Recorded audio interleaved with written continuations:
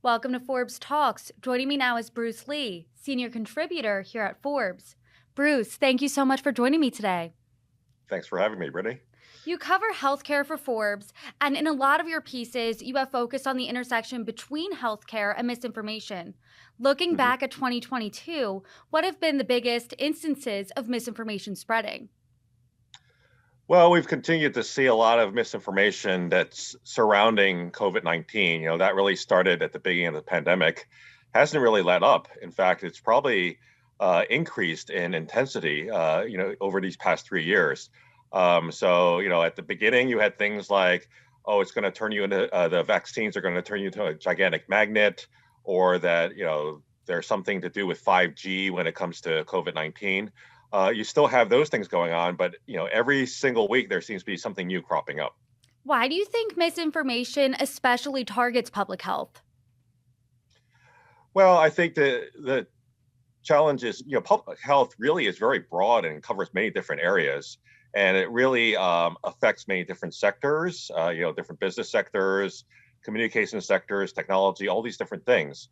So when you have misinformation flying out there, there can be many different purposes behind them, because they do know that public health really crosses over many different things. In some cases, misinformation might come because people are trying to sell something, or they're trying to sell you certain ideas or services, or maybe they actually want to kind of encourage confusion, or maybe they want to push against something that was instituted, like some type of policy that was instituted. So there are many different reasons why people might want to spread misinformation.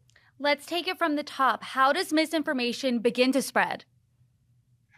Well, the quote unquote best types of misinformation are ones which are they're not completely out there. Like if someone said, "Oh, something's happening in Pluto and it's going to come over here, and then it's going to affect all the cupcakes here." People are not going to listen to something like that. But a lot of the misinformation has some grounding in reality. Like they'll take some news item, or they'll take some type of thing that just happened, or some type of publication, and then it will sort of expand upon it, and maybe sometimes expand upon it to more absurd degrees. But there's like a kernel of truth there. So then they spring upon that, and then it spreads and spreads and spreads. And why do you think misinformation is so much more rampant in today's climate? You said this has started in the pandemic almost 3 years ago and hasn't really let up since. Yeah, we've actually seen it really build up over the past decade, or even before that. Misinformation has always been around. I mean, people even back in high school, you'll have whispers and people tell each other, "Oh, look at so and so," and "Oh, can you believe that what that person's wearing?" and those type of things. So you take that and you expand it to society, and then you add things like social media, which really allows you to like spread information a lot more quickly. And then nowadays, we can get information in the flash, which is great. But then at the same time, you can get misinformation. So it's really been enabled by the fact that we're all a lot more connected, which is great in general. But this is one of the side effects of that. Sometimes it's easy to spot misinformation. You covered the unfounded claims spreading that COVID-19 PCR tests were being used to clone humans. But other times it's a little more tricky to spot if something is misinformation. How can the average person spot misinformation or disinformation? Yeah, I haven't seen any clones of human beings so far out there from the test, so I don't expect to see any. But I think the keys are, first of all, you have to look at, number one, where is this misinformation coming from? So is it a trusted, reliable source?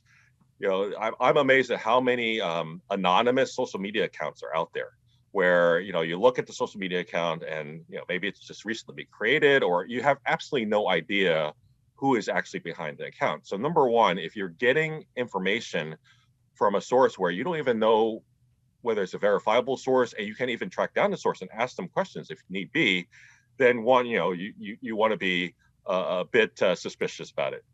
Two is you want to look at what kind of actual evidence is the information, or the whoever is spreading the misinformation providing. Are they actually linking it to like real scientific studies, or is it supported by what's the clear evidence? Like if you're saying that the vaccine is causing people to become magnets, gigantic magnets, how many people out there are actually is that actually happening to? So what kind of evidence is that information actually providing? And three is linked to number one in terms of the source. You have to also keep in mind, like what is the motivation behind spreading this type of information? Is there a particular motivation in terms of an agenda behind it?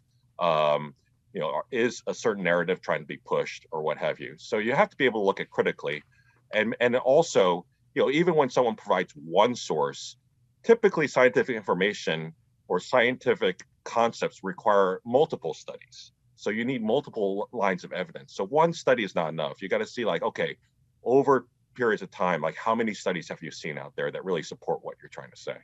Do you think that social media companies in general are doing enough to flag this misinformation that is very easily spread? Yeah, well, that's what I challenge. You jump on social media and you can see, in a split instant, you can find all kinds of misinformation out there.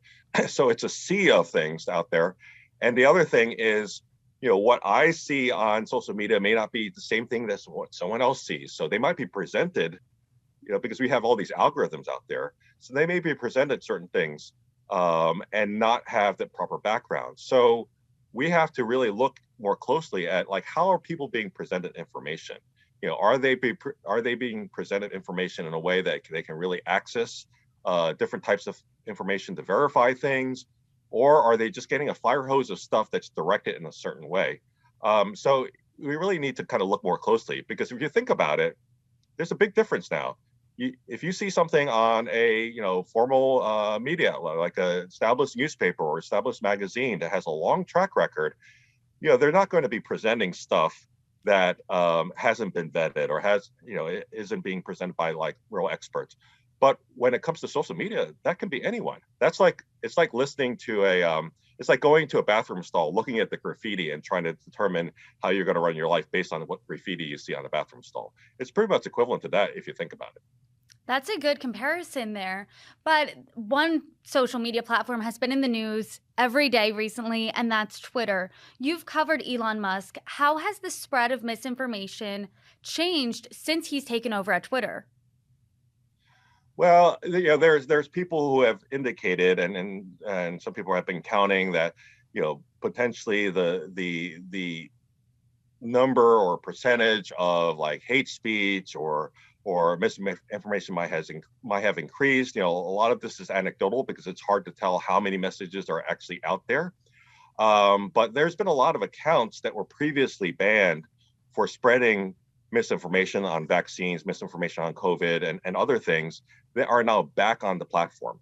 So Elon Musk basically had that situation where he said, okay, now we're going to bring a lot of these accounts back onto Twitter, and we're seeing they're back on and they're spreading the same type of misinformation that they've had in the past. So there is definitely more of that. And the other question is, what's happening with content moderation? Twitter used to have a content moderation, I don't know, division or staff or just a group that would do that, and it's unclear how that's happening right now. So anecdotally, it seems like the misinformation has picked up. To your point, how can people then protect themselves? So again, you should use the same principles as you would if someone were to come up to you and tell you something. So would you, when you're walking down the street, listen to a complete stranger telling you about something that you should follow or something about your life? The first thing you would say, hey, hold on a second, who are you? And what background do you have? It'd be different if you go to like a doctor's office and the doctor says, oh, you should change your lifestyle. You shouldn't eat this and you should eat this instead, et cetera. So then you understand, okay, it's my doctor. I trust the doctor. He or she has all these experience and expertise and background and credentials and things like that. But if it's a stranger coming up, then that's the first thing you want to ask, like, who are you and why are you providing me this information? What's your background? And then also, what's your support? Like, what information are you actually providing that's support? And don't take that person's word for it. Can that person actually link it? Like if that person said, oh, 3 studies showed this, well, show me the studies. Just give me the links to the studies. Where are they from? Are they from reputable scientific journals? Are they from major organizations and institutions? So look at that. And also just get a sense of, what is the scientific explanation behind what the person is saying? You don't just kind of take things for face value. Explain. Tell me why you think this is the case, and provide me with a full explanation. Bruce, I love that analogy. And going into 2023, should we expect to see more misinformation or less? I think it's only going to get worse. There's going to be more and more information until more steps are taken to filter out or funnel or what have you this misinformation. Because if you think about it, the social media platforms are expanding. They have more and more different opportunities to get information. And if you look over the past bunch of years, it's only increased. So it's going to be a continuing problem. So until we deal with it as a society, now we have to treat it as a problem in society. So one of my colleagues and good collaborators, Peter Hotez, likes to call this, anti-science aggression. He says there's a lot of anti-science aggression out there where there's active attempts to really push a lot of misinformation and disinformation. So until we realize that it's a problem, and it's a problem that our society has to deal with, it's only going to get worse. So in an ideal world, what steps could be taken to combat this then? So one is help everyone, help all the public understand how to really vet a lot of this information. So if you think about it, and you go through, education and you learn all these different things, there might not be as many opportunities where you actually learn, well, how do I critically assess what I'm being told? How do I actually assess this stuff that's coming at me on TikTok and Twitter or Facebook, et cetera? We really don't prepare people to do that. So that's one. Two is better understand how this misinformation spreads, and then really kind of adopt better ways of communicating the proper information, getting the proper information out there. I like to say that a lot of science many times it's not really communicated in a fun way. So if you think about it, you see these videos on YouTube where people analyze like an Avengers trailer. Like they'll take like a 1-minute Avengers trailer and they'll analyze every single aspect of it. Oh, look, that person was wearing a glove. What does that mean? And those things like that. So people are interested in analyzing things carefully. So can we do the same thing when it comes to science? Can we do the same thing when it comes to medicine? I think our society is capable of doing that. We just have to kind of move towards that direction.